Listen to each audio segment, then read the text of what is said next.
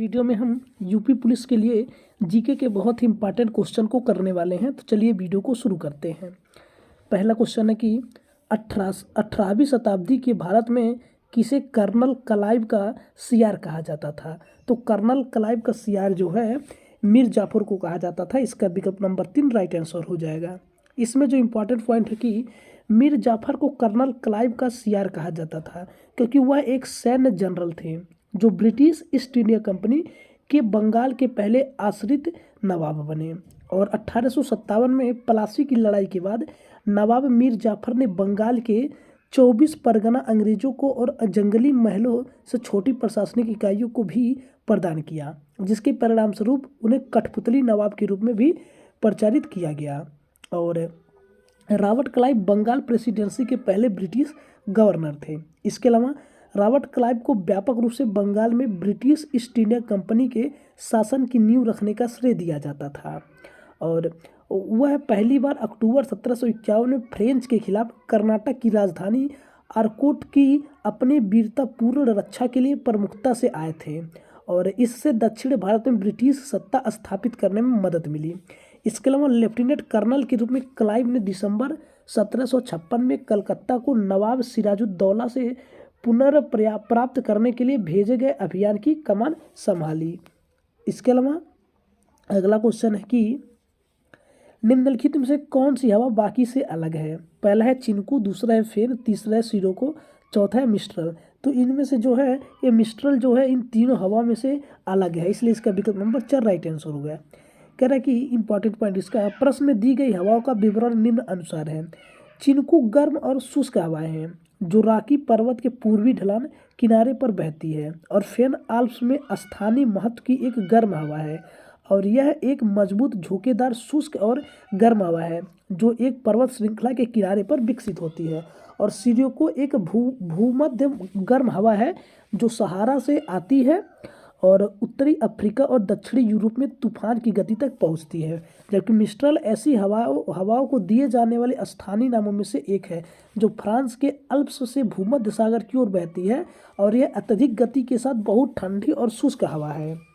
इसीलिए जो मिस्ट्रल है ये अन्य तीन हवाओं से अलग है। अगला क्वेश्चन है कि सिल्वर क्लोराइड सूर्य के प्रकाश में सफ़ेद क्यों हो जाता है। तो सिल्वर क्लोराइड जो है सिल्वर क्लोराइड का प्रकाश द्वारा सिल्वर और क्लोरीन में अपघटन के कारण यह सफ़ेद हो जाता है। इसका विकल्प नंबर 3 राइट आंसर है। कह रहा है कि सिल्वर क्लोराइड एक प्रकाश संवेदनशील यौगिक है जिसका अर्थ है कि यह अपघटित होकर प्रकाश पर प्रतिक्रिया करता है। और जब सिल्वर क्लोराइड सूर्य के प्रकाश के संपर्क में आता है तो प्रकाश से निकलने वाली ऊर्जा के कारण यौगिक सिल्वर और क्लोरीन आयनों में टूट जाता है और सिल्वर आयन पर्यावरण में अन्य पदार्थों के साथ मिलकर एक सफ़ेद अवक्षेप बनाते हैं जो सिल्वर क्लोराइड को सफ़ेद होने का आभास कराता है। और अगला क्वेश्चन है कि भारत के जनसंख्या अध्ययन में किस जनगणना वर्ष को जनसंख्याकी विभाजन कहा जाता है। तो यह जो 1921 को जनसंख्याकी विभाजन कहा जाता है। इसका विकल्प नंबर 2 राइट आंसर होगा। इसमें जो इम्पोर्टेंट पॉइंट है यह है कि वर्ष 1921 को भारत में जनसंख्याकी विभाजन के रूप में जाना जाता है क्योंकि 1921 से पहले जनसंख्या स्थिर नहीं थी और 1921 के बाद हम जनसंख्या में निरंतर वृद्धि देख सकते हैं। जबकि जनसंख्याकी लाभांश आर्थिक विकास क्षमता है जो 14 वर्ष से कम और 65 वर्ष से अधिक की गैर कार्यशील आयु आबादी की तुलना में 15 वर्ष से 64 वर्ष के कामकाजी आयु वर्ग के लोगों के बड़े वर्ग के साथ जनसंख्या आयु संरचना में परिवर्तन के परिणाम स्वरूप उत्पन्न होती है। और जनसंख्याकी लाभांश कारण जो है घटती जन्म दर है, कम प्रजनन दर है और दीर्घायु में वृद्धि है। इसके अलावा अगला क्वेश्चन है कि कैबिनेट मिशन योजना के तहत संविधान सभा के सदस्यों की कुल संख्या कितनी थी। तो उस समय उस सदस्यों की संख्या जो है 389 थी। इसका विकल्प नंबर 1 राइट आंसर होगा। कहना कि कैबिनेट मिशन योजना 1946 में पेश हुआ था और क्लीमेट इटली ने भारत में 3 सदस्यों की एक समिति भेजी और वे यूनाइटेड किंगडम के प्रधानमंत्री थे। और इसके सदस्य हैं पैथिक लॉरेंस जो कि भारत के राज्य सचिव हैं और स्टेफर्ड किंग्स जो हैं व्यापार मंडल के अध्यक्ष हैं और एबी अलेक्जेंडर जो हैं एडमिरल्टी के पहले स्वामी थे। और संविधान सभा का गठन जो संविधान सभा का गठन जो है 1934 में एम राय ने संविधान सभा का विचार दिया और 1938 में जवाहरलाल नेहरू ने भारतीय राष्ट्रीय कांग्रेस की ओर से संविधान सभा की मांग की और 1946 में कैबिनेट मिशन ने संविधान सभा का गठन किया, जिसमें 389 सीट थी, जिनमें से 296 ब्रिटिश भारत और 93 सीट देसी रियासतें थीं। और पहली बैठक 9 दिसंबर 1946 को हुई थी, जिसमें अस्थायी अध्यक्ष जो है एस सच्चिदानंद सिन्हा थे। और दूसरी बैठक जो है 11 दिसंबर 1946 को हुई थी, जिसके अस्थायी अध्यक्ष डॉक्टर राजेंद्र प्रसाद और संवैधानिक सलाहकार BN राव थे। और तीसरी बैठक 13 दिसंबर 1946 को हुई थी, जिसमें प्रस्तावना का प्रतिनिधित्व जवाहरलाल नेहरू ने किया था और प्रस्तावना जो है 22 जनवरी 1947 को पारित किया गया था और अंत में 26 नवंबर 1949 को भारत का संविधान बना। तो दोस्तों, अगर वीडियो अच्छा लग रहा है तो आप लोग वीडियो को लाइक करते रहें और अपने दोस्तों के पास शेयर जरूर करें। अगला है कि धन विधेयक को किसकी पूर्व सहमति के साथ संसद में पेश किया जाता है?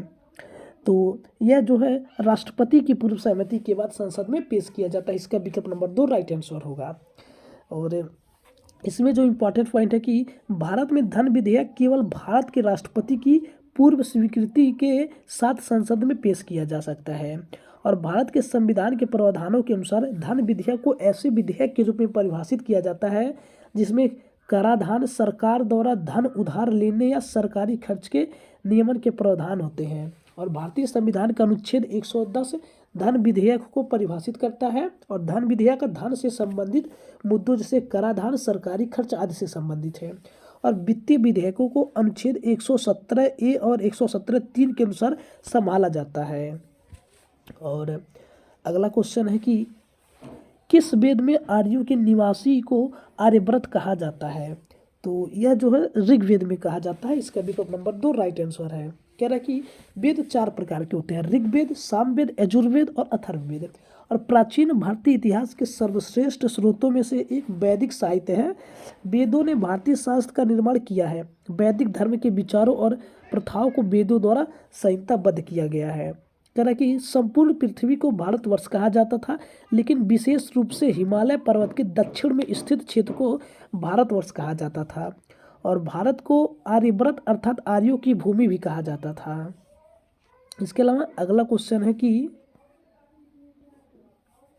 निम्नलिखित में से कौन सा कथन महात्मा गांधी के बारे में गलत है? तो महात्मा गांधी के बारे में जो है यह चौथा कथन गलत है। कह रहा है कि 1927 में उन्हें भारतीय राष्ट्रीय कांग्रेस का अध्यक्ष चुना गया, ये इसका गलत कथन है, इसलिए इसका विकल्प नंबर 4 राइट आंसर होगा। इसमें इंपॉर्टेंट पॉइंट ये है कि महात्मा गांधी का जन्म 2 अक्टूबर 1969 को पोरबंदर में हुआ था, अतः विकल्प 2 सही है इसमें। और 30 जनवरी 1948 को उनका निधन हो गया और वह निस्संदेह व्यक्तिगत बल और राजनीतिक प्रभाव दोनों में महान व्यक्ति थे। और महात्मा गांधी 9 जनवरी 1915 को दक्षिण अफ्रीका से भारत लौटे, अतः विकल्प 1 भी सही है। और भारत आने के बाद महात्मा गांधी ने 1918 में खेड़ा जिले के किसानों के समर्थन के लिए विभिन्न स्थानों पर सत्याग्रह आंदोलनों का सफलतापूर्वक आयोजन किया, इसलिए विकल्प नंबर 3 राइट आंसर होगा।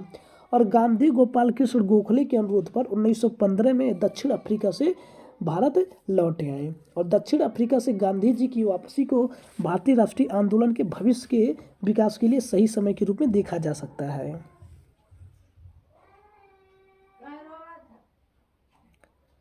अगला क्वेश्चन है कि स्वतंत्रता की पूर्व संध्या के दौरान भारतीय अर्थव्यवस्था को प्रभावित करने वाले खराब कृषि उत्पादन का क्या कारण था?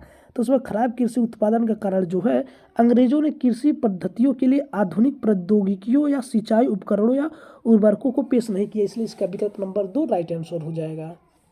अगला क्वेश्चन है कि विक्टोरिया झील किस महाद्वीप में स्थित है? तो ये विक्टोरिया झील जो है यह अफ्रीका महाद्वीप में स्थित है, इसलिए इसका विकल्प नंबर 2 राइट आंसर हो जाएगा। अगला क्वेश्चन है कि औद्योगिक नीति प्रस्ताव 1948 के अनुसार भारतीय अर्थव्यवस्था है, तो उसमें भारतीय अर्थव्यवस्था जो है एक मिश्रित अर्थव्यवस्था, इसलिए इसका विकल्प नंबर 1 राइट आंसर हो जाएगा। अगला है कि भारत में गरीबों को समान न्याय और मुफ्त कानूनी सहायता किसके द्वारा दी जाती है?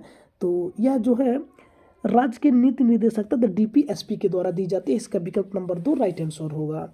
अगला है कि निम्नलिखित में से कौन सा 1917 में भारत में गांधी जी के नेतृत्व में पहला सत्याग्रह आंदोलन था और इसे भारत के स्वतंत्रता संग्राम के इतिहास में एक महत्वपूर्ण घटना माना जाता है।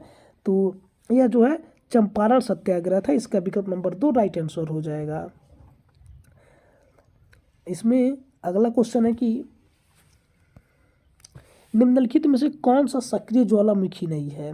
तो ये जो है किलिमंजारो पर्वत और तंजानिया जो है सक्रिय ज्वालामुखी नहीं है, इसलिए इसका विकल्प नंबर 2 राइट आंसर हो जाएगा। अगला है कि निम्न में से किस जलप्रपात को भारत का नयाग्रह जलप्रयाग कहा जाता है। तो यह जो है चित्रकूट को कहा जाता है। और अगला है कि Greenwich mean time GMT global पर समय क्षेत्र की शुरुआत का प्रतीक है और किसी भी देश में जीएमटी के आगे या पीछे घंटों की संख्या को मापने वाला समय है। ग्रीनविच निम्नलिखित में से किस शहर के निकट स्थित है। तो यह ग्रीनविच जो है लंदन शहर के निकट स्थित है। इसका विकल्प नंबर 1 राइट आंसर होगा। अगला है कि कौन सा चीनी यात्री नालंदा आकर एक छात्र और शिक्षक दोनों के रूप में रहा। तो वह जो है वेन सांग रहा। अगला है कि कांग्रेस कार्य समिति ने जुलाई 1942 में डाडट में भारत छोड़ो प्रस्ताव को अपनाया। तो यह जो है वर्धा में भारत छोड़ो प्रस्ताव को अपनाया। इसका विकल्प नंबर 2 राइट आंसर होगा।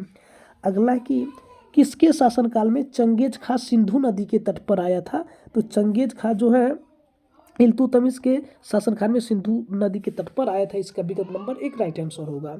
अगला कि निम्नलिखित में से किस पंचवर्षीय योजना को 2 बार लॉन्च किया गया था। तो छठी पंचवर्षीय योजना को 2 बार लॉन्च किया गया था। तो दोस्तों अगर वीडियो अच्छा लगा तो वीडियो को लाइक करें, अपने दोस्तों के पास शेयर करें। मिलते हैं अगले वीडियो में। धन्यवाद। जय हिंद।